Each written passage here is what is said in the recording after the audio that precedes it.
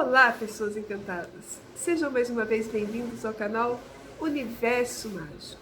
Hoje vamos falar mais uma vez sobre a Goécia, o sistema de magia mais perigoso que existe. Fiquem comigo, é depois da vinheta.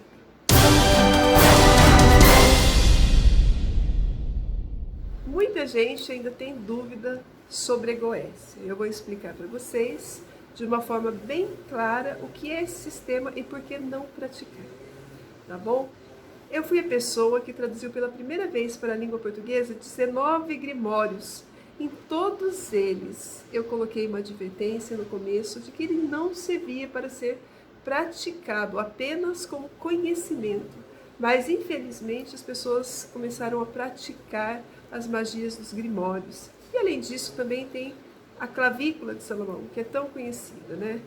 Então, hoje eu vou deixar bem claro para que servem esses grimórios, essa clavícula de Salomão e a verdade por trás da Goécia, né? O que é a Goécia?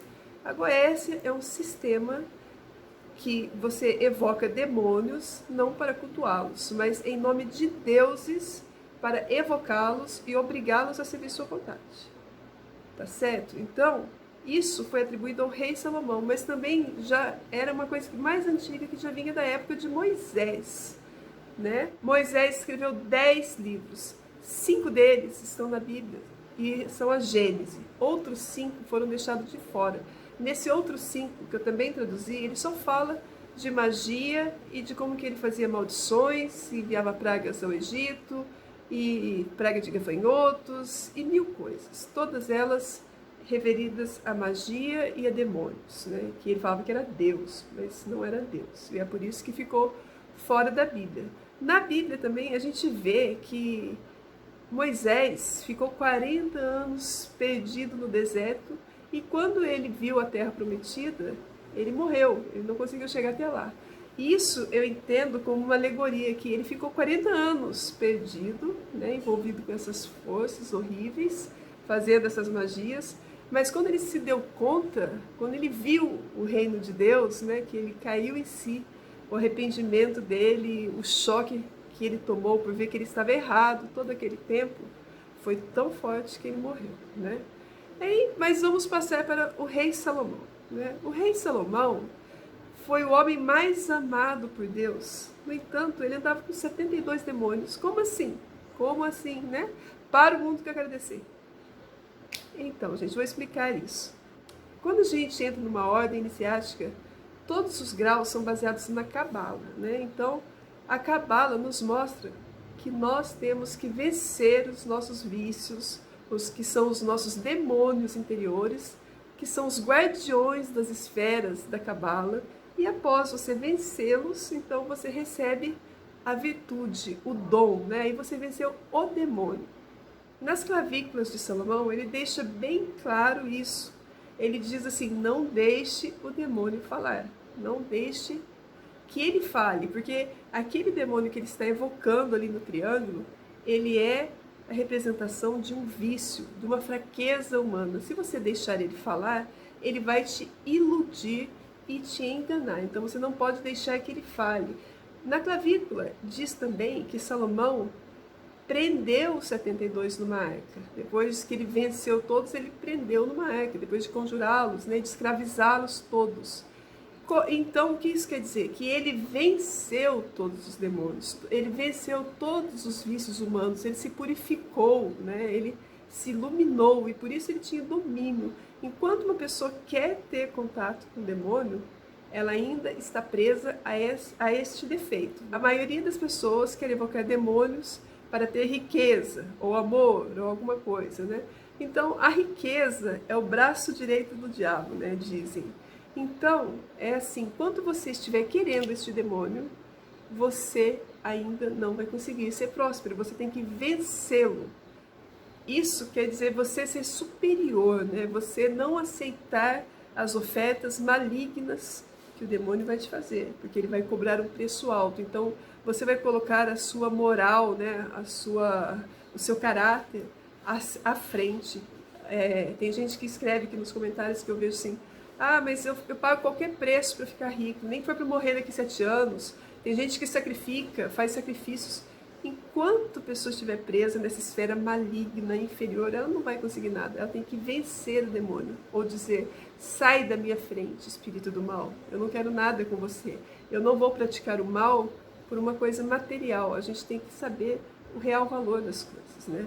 A gente tem que saber que nós somos seres, a imagem e semelhança de Deus, e não deles, que eles são espíritos inferiores. Nós somos a maior manifestação da luz e das trevas. Quer dizer, nós somos seres conscientes, encarnados, e temos um corpo físico onde nós podemos atuar. Nós somos seres completos. E esses espíritos são inferiores a nós e vêm para nos tentar, para nos atrapalhar, né? Eles nos veem como alimento, eles querem a nossa energia. Eles é que precisam dos nossos favores. Eles fazem alguma coisinha aqui, alguma coisinha ali. Eles querem suas oferendas, os seus favores. Em alguns casos, querem até que a mulher engravide para trazer para este mundo algum ser lá do plano deles encarnado. Porque só através daqui é que se tem evolução, né? Só através do plano físico é que a gente consegue evoluir.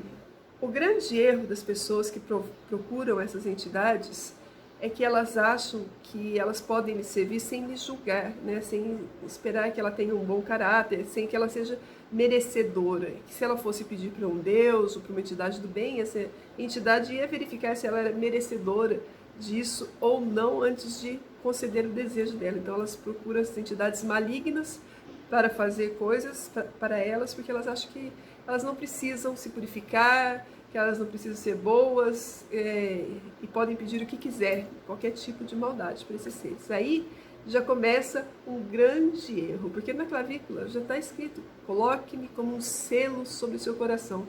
Se você quer dominar os demônios, você tem que estar com Deus, você tem que estar acima, você não pode aceitar as ofertas malignas. E para começar, que quem está, né, unido com a divindade quer distância desses seres, não precisa deles, porque tem consciência do seu real valor. Você, quando se junta com esses seres, você está se denegrindo, você está se inferiorizando. Eles são inferiores a nós. Nós somos seres completos e eles são sombras que vêm de alguma dimensão, que não tem um corpo físico e que querem nos induzir ao mal. Outro erro, que é o maior que eu acho, as pessoas acreditam que esses seres são seres telúricos.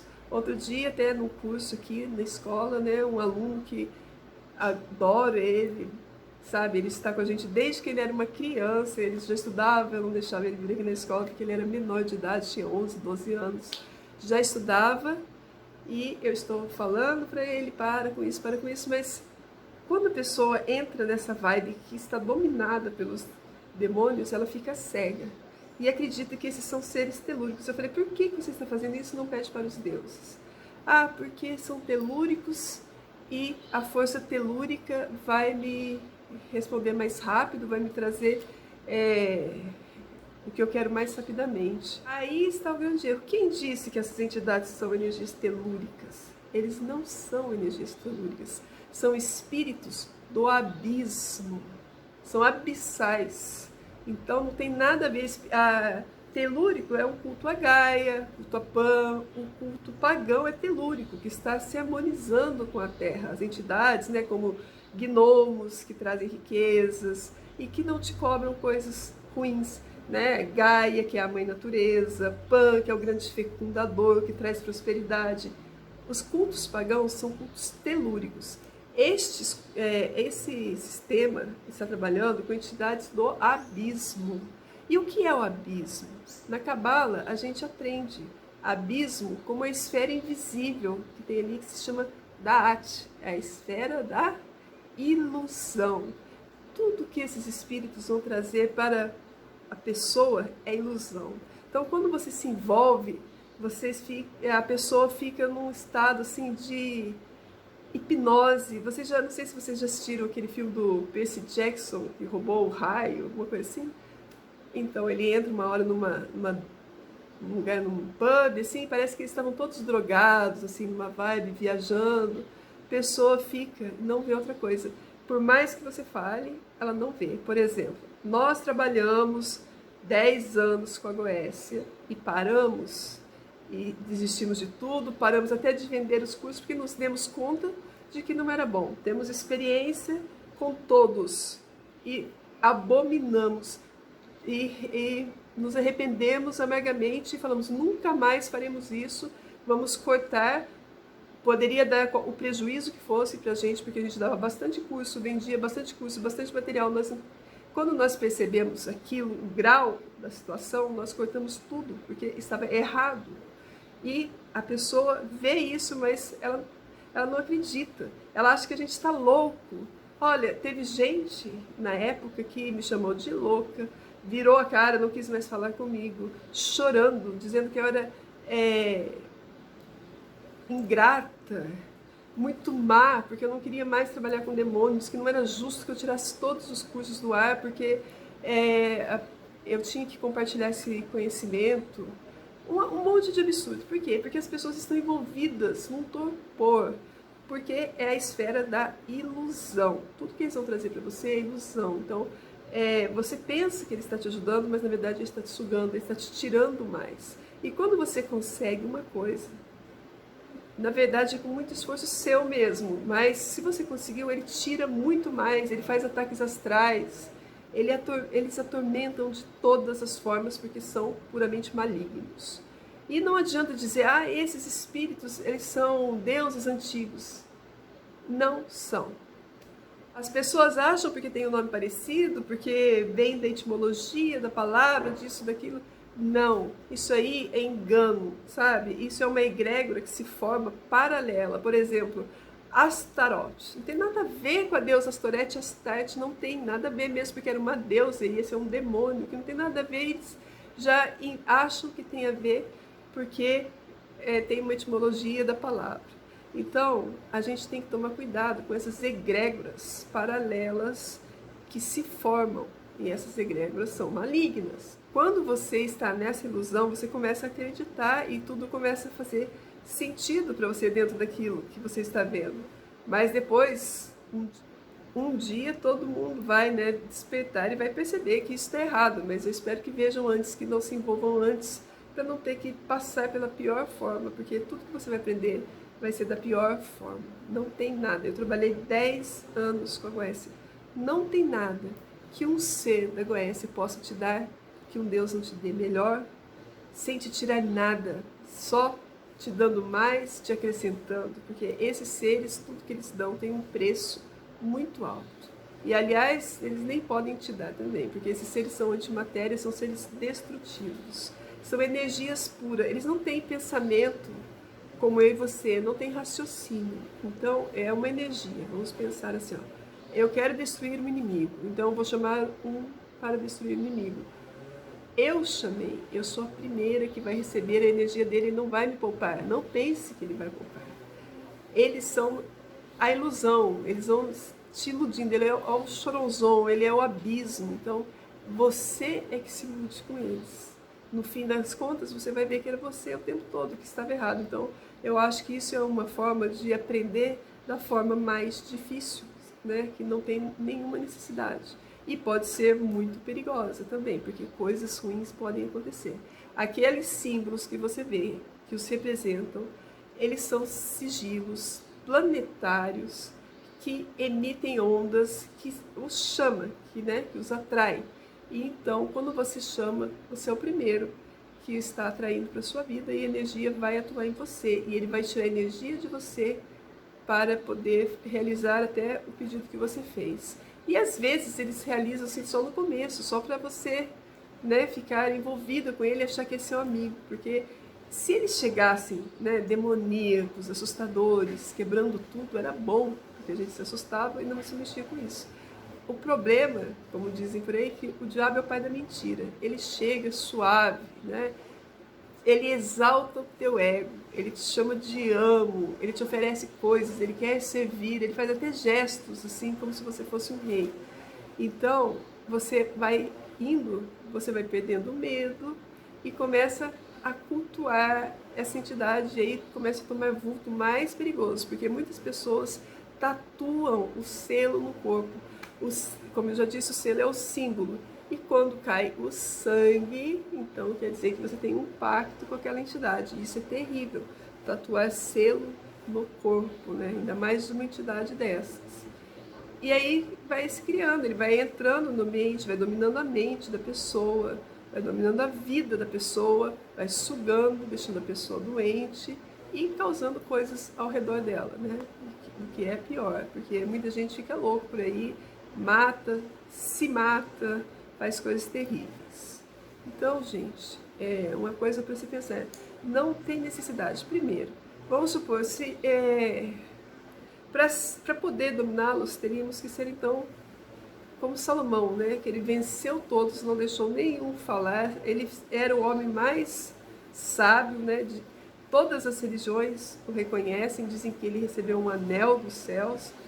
E nós não estamos preparados. Na magia de Abramelin, por exemplo, ele fica 6 meses se purificando, se preparando para a magia.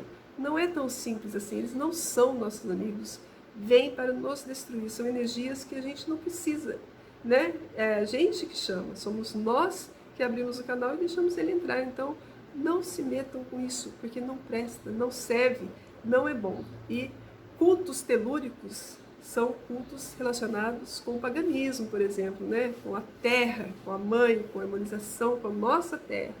E esses seres, além de tudo, não são seres planetários ou egrégoras formadas, egrégoras contrárias, né? Que foram criadas quando uma religião foi suplantando a outra e demonizando aqueles deuses antigos. Então, com nomes parecidos, e foram criando essas egrégoras e alimentando através dos milênios. Então tem que se tomar muito cuidado.